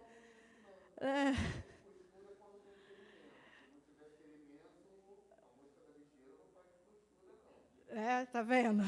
Então, agora, coitadinha, ela sofre. Pronto, precisa tirar. Vai tirar. E aqui a gente tem um exemplo da mamangava, que todo mundo confunde com besouro, Mas a mamangava é extremamente importante. Sem mamangava, a gente não tem maracujá. A gente não tem melancia. A gente não tem certas frutas, porque é polinização exclusiva. Né? Se você não tem, você não... Quantas vezes a pessoa fala, eu plantei um pé de maracujá em casa, ele não dá, o danado não dá uma fruta. Vou arrancar ele de lá. Porque você não estimula, então, a vinda da mamangava, ao invés de dar uma jornalada, né? Você quer o microfone para poder falar? É porque é gravado, que senão não sai. A história do mamangava foi pergunta do Globo Rural nesse domingo, que o maracujá não tinha produção de fruto. E eles foram falar isso, que faltava a polinização. E é bonito de ver a mamangava, porque a gente conhece mais essa pretinha, conhece e morre de medo, né? E tem que ter medo mesmo, porque dói a ferroada dela demais. Mas o macho, ele é todo amarelo. Então, é um pontinho dourado, assim, quando você vê, parece uma bolinha de ouro desse tamanho. Eu achei eu não sabia que era uma... É grande. É igualzinha à europeia, mas é desse tamanho, eu achei um outro. E era grandona, parecia até que a mamangava. Era uma mamangava macho. Olha, manda foto pra gente depois. E ninguém sabe que é a mamangava macho. Amarela, amarela, amarela, coisa mais linda do mundo. Pode passar a próxima. Essa era só para vocês terem uma ideia, né? Quais são os tipos de abelhas que tem no Brasil. Assim, e agora a gente vai falar sobre o mel, porque a primeira coisa que quando a gente fala em abelha, o que a gente vem na cabeça? Mel, que é o objeto do foco hoje, né? Quando você vai falar em modelo de negócio, a gente não vai falar modelo de negócio de vamos vender abelha, não, né? A gente vai falar do produto principal que vem à mente, que é o mel. O mel, eu poderia colocar vários índices aqui de números. O Brasil tem condições de ser um dos maiores exportadores de mel, de produzir 150 mil toneladas de mel por ano, e, no entanto, não produz. Né? Os maiores produtores são China, Estados Unidos, a própria Argentina, que é a nossa vizinha. Né? O Brasil não aproveita e não explora isso. O mel é um alimento natural, saudável e rico, que é o que o mercado está consumindo no momento. Né? Que é essa coisa. O que você tem para ofertar de alimentação saudável? O nicho existe hoje. Né? O que vai ser amanhã a gente não sabe, né? Mas você vai pensar em modelar o seu negócio? Você já pensou em vender, estou vendendo um alimento saudável, nutritivo e rico, ao invés de falar que está vendendo mel? Né? Repensa. Aproveita todas as dicas que o mercadante deu. Sim, você tem 1000 maneiras de ofertar. Né? Você já parou para pensar? Né? Coloca lá no Canvas, né? Coloca no papel. As pessoas não têm esse hábito. Aproveita a aula de inovação que vocês tiveram antes e expressa isso. Né? Nossa, não tinha pensado nisso. Além dele ser um alimento natural, saudável e rico, ele conta com boas quantidades de açúcar e carboidrato. Né? Que nem você vai fazer o quê? Vai ofertar como alimento nutritivo, não é verdade? E rico em carboidrato, em energia. Para quem que precisa de explosão de energia? Né? Então, oferta dessa maneira. Ele também possui alguns ácidos orgânicos, né? Sendo que um deles é o ácido glucônico, que contribui para a formação de peróxido de hidrogênio, um poderoso antibactericida. Essas duas últimas aqui, e o ferro e o cobre, que contribuem para a ação antimicrobiana. Essas duas sentenças são importantes, porque qualquer site que você vai entrar hoje, né, com relação a expor, quais são os benefícios do mel? Vocês vão ver, todo o benefício do mel é voltado para falar sobre as ações da saúde. Tem gente que vende até como remédio para câncer. Né? Mas, enfim, é por conta desses processos que ele tem, dessas propriedades que ele tem. Pode passar. Mas era só para passar brevemente, porque a gente está falando do mel. O mel, ele vai vir de onde? Quem que faz o mel? Não é a gente que faz o mel. Né? Quem faz o mel são as abelhas. Quais abelhas fazem o mel? Várias. Tá? A gente só conhece, a priori, assim, a primeira que vem na cabeça, a abelha europeia, que nem é nativa do Brasil. Vamos deixar isso bem claro. Tá? Ela veio introduzida, tá? Ela é uma espécie exótica. Né? O veterinário pode confirmar isso para mim. Ela é uma espécie introduzida no Brasil. Tudo que é exótico e é introduzido de uma maneira sem muito conhecimento, né? Exatamente. Ela ficou altamente produtiva porque o processo, justamente por ser exótica e ela se aclimatou muito bem, ela foi agressiva, né? Com relação à tomada e à produção local. Então, o mel que a gente consome hoje, que é visto para produção, é por conta dessa abelha europeia, que é a que é africanizada, que é a que tem ferrão, que ferroa, que todo mundo olha lá, a primeira que vem na cabeça. Mas outras abelhas produzem mel, que são as abelhas nativas. No Brasil, a gente tem lá cerca de 2.500 abelhas. Todas elas produzem mel? Não para extração. Elas têm lá a produção do próprio alimento e tudo no processo delas. Mas que produz mel, que dá, inclusive, para explorar comercialmente, né, como atividade, né, há algumas abelhas sem ferrão que produzem mel. Né? Então, a gente tem as abelhas jataí. O mel de jataí é um dos mais conhecidos, né, de abelha sem ferrão. E aqui tem um outro exemplo. Tá? Existem outras. Que é a abelha uruçu, que também, quem conhece, tem aí o mel de uruçu, na verdade, da abelha. Então, é essa abelha. Quais recursos que elas usam? E olha que eu não estou falando de tipo de mel, hein? Porque se eu fosse colocar tipo de mel aqui, o negócio é longe. Então, só para pincelar. Pronto. Que tipo de recursos que elas costumam usar, né, mais amplamente? A gente tem aí o que a gente chama de pasto apícola. A abelha, né, ela pastoreia as flores. Só que ela não pastoreia de uma maneira organizada como o gado, né, que você bota cerquinha lá e tudo bem, você sabe onde ele está. A abelha ela pastoreia as flores e de maneira ampla, para qualquer direção. Então, onde tiver o recurso, ela vai. Os méis mais conhecidos que a gente tem, que são provenientes dos recursos mais explorados por elas, tem aí o de eucalipto. Né? Então, na época da florada do eucalipto, a gente tem a produção do mel de eucalipto em alta. A de laranjeira, e aí, quando a gente fala de mel de laranjeira, a gente não está falando só de um recurso floral para a produção de mel. A gente também tem a questão da polinização para a agricultura, que melhora a condição de produtividade e dos frutos. Né? Então, ó, o valor agregado, o valor sendo gerado. Né? O mel silvestre. Ali tem ali uma flor, que eu fiz questão de escolher uma da flora daqui de São Paulo, é a flor do araçá. Né? A maioria das matas a gente vai encontrar essa florada. Cipó-uva, né, que é, inclusive, uma florada que aumenta e agrega o valor do mel. Quando a pessoa vai lá vender o mel dele, e ele propõe uma das diferenciações, meu mel é de cipó-uva. É um mel clarinho, é um mel com outro gosto. Vamos aproveitar, então, a aula de inovação. Como é que você pode expor isso de uma outra maneira? Né? Como que você vai aumentar o valor agregado desse mel? Vem só de flor? Tem a café ali também, né, que tem uma florada, ela também é de época, igual a de laranjeira. Mas o mel vem só de florada, de recurso floral? O mel, recentemente, recebeu, inclusive, um selo, né, de origem, e ele é produzido a partir do melato da bracatinga, que é uma outra substância, né, que é exudada na cochonilha, que fica em simbiose junto com a árvore bracatinga, numa determinada região do Cerrado. Então, então aquele exudado que produz, a abelha vai e ele pega esse recurso para produzir o mel, tanto que ele é um mel de melato, ele não é um mel de recurso floral. Tá bom? A gente não vai discutir, entrar na polêmica da questão dos méis, mas é só para mostrar que as abelhas exploram diversos recursos. Pode passar. Dentro da proposta, né, de como é que eu vou agregar o meu valor de venda do mel, né, como é que eu vou modelar o meu negócio, o pessoal que tem as abelhas que usam o recurso do melato, de bracatinga, eles exploraram esses recursos de modelar o negócio baseado nesse nicho muito específico. Né? Quando a gente está falando, então, de produto, a primeira coisa que a gente vê foi mel. Né? Mas, além do mel, quem está dentro desse ramo, o que mais que pode estar fornecendo? Né? Para o comércio, você vai, primeiramente, o mel, mas e se eu quero voltar para a produção de própolis?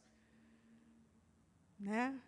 A pessoa tem que modelar o negócio baseado no própolis, porque todo manejo vai ser diferenciado. Você não consegue tirar tudo ao mesmo tempo, né, de uma forma produtiva. Você foca um ou no outro.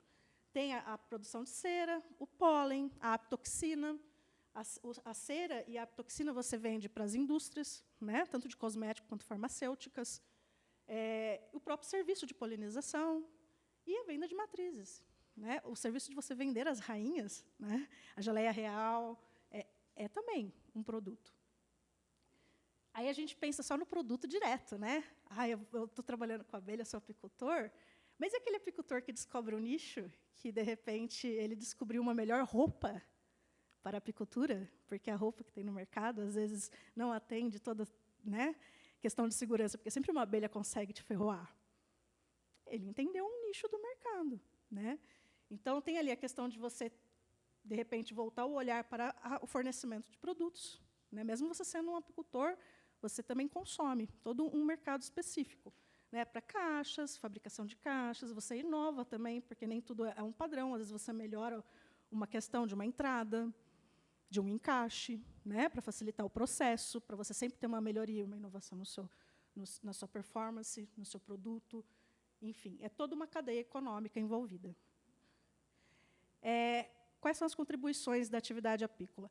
Só reforçando novamente lá do início, tá bom? Não falando somente de abelhas apis, mas também de abelhas melíponas, porque a gente não está falando só do campo, nós também temos abelhas na cidade. Quando a gente está falando de abelhas na cidade, e a gente está falando das melíponas, a gente tem a questão da biodiversidade urbana. Não é triste você viver numa cidade que você quer ter um jardim e ele não vai para frente? Não produz.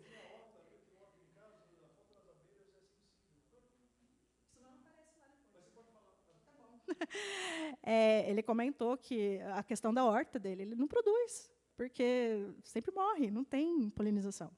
E isso é sério, porque isso não está ligado só com o seu jardim, né, que você não conseguir manter um jardim, porque toda hora você tem que ficar repondo planta, e isso não é barato. Na questão, é uma coisa estéril, você sempre vê só o mesmo tipo de árvore, porque as outras, por mais que você planta, não vai para frente, ou então fica só naquilo. As floradas não vêm com abundância, né, porque não tem a troca de fluxo gênico.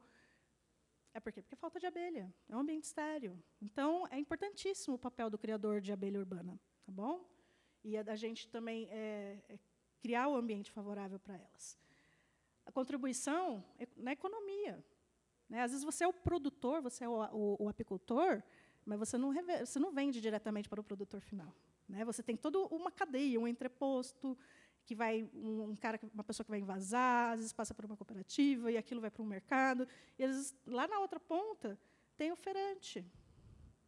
Né? Então, quem vai transportar, né? Então, está todo mundo ligado. Tá bom? É a economia girando. E a merenda escolar? Alguém imagina por que a merenda escolar está aqui? Né? Às vezes, o apicultor está tão voltado, fala assim, lá no sonho dele, eu vou exportar o mel. Por que você vai exportar o mel se você não fez uma análise, né, da sua... exatamente do seu público-alvo, né, do consumidor, do cliente, e você não vê que do seu lado, no seu próprio município, há um programa de incentivo ao consumo de alimentação saudável. Né, e você pode estar fornecendo esse mel para os municípios consumirem, dando em forma de alimentos para as crianças nas escolas. Né? Então, em muitos municípios, você vê que as produções locais de mel, elas são já diretamente direcionadas para as escolas municipais. E tem que ter uma cota, inclusive, né, de fornecimento. Agora, quantos apicultores estão perdendo essa chance, né, de repente, aproveitar esse mercado, de que tem uma cota para cumprir, né, de consumidor querendo ávido o produto e não consegue. Né? Enfim. E não é só a questão de você estar introduzindo mel na merenda escolar. A merenda escolar depende de hortaliças. E essas hortaliças não podem vir de fora, elas têm que ser uma porcentagem, inclusive, elevada de produção local. Como é que você vai garantir soberania alimentar sem polinização, sem a abelha, ou até sem a própria oferta do alimento saudável com o mel? Tá bom? Então, é só para pensar que vai muito além. Né? Vamos sair fora da caixinha. Já estou terminando, pode ir. Esse é o último slide. E, partindo da questão, né, do processo de inovação, de modelagem de negócio, que o Mercadante passou para todos aqui, se você tem uma atividade, não adianta você reclamar que você não vai para frente, que só, porque está difícil. Se você não faz dessa atividade algo sério. E algo sério que eu digo é pensar em, mas eu não quero transformar num negócio. Então, se você não quer transformar num negócio, como é que você quer receber incentivo? né? Então, precisa formalizar. A gente quer que todo mundo caminhe para a formalização, porque a formalização é você levar isso para frente, é você escalar. De repente, eu vou parar de vender somente para os meus vizinhos no bairro e eu vou começar a fornecer para o município. De repente, eu faço uma cocriação, porque eu quero inventar alguma coisa diferente no modelo de fornecer, e eu vou me juntar a outro apicultor. Né? Então, é para poder pensar nisso tudo, sem você se mostrar para o poder público que você existe enquanto atividade no município, você não tem como exigir política pública, se o município desconhece que você existe. Tá bom? Então, essa... só faltava o último. É a bateria, provavelmente. Mas não tem importância, porque o último slide era eu agradecendo.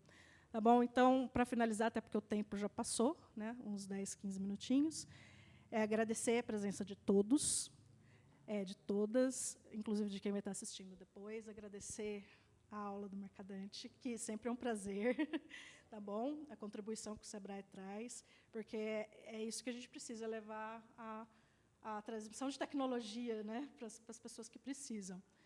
E para o apicultor isso faz muita diferença, tratando-se de um público que não é grandemente tecnificado. Esse público tecnificado, altamente tecnificado, ele é uma pequena parcela, né? A outra parcela precisava escutar tudo isso, né? Que é a questão de, poxa, vou organizar meu negócio. Como que eu vou começar a organizar meu negócio? Começa pensando em toda a modelagem. O que você quer, que você sonha, o que você pode entregar, qual é o seu valor, além de entregar o produto, né? Tá bom? Então, é basicamente isso. Você quer encerrar? Então é só isso. E fica o convite para participarem amanhã e no dia 28, tá bom?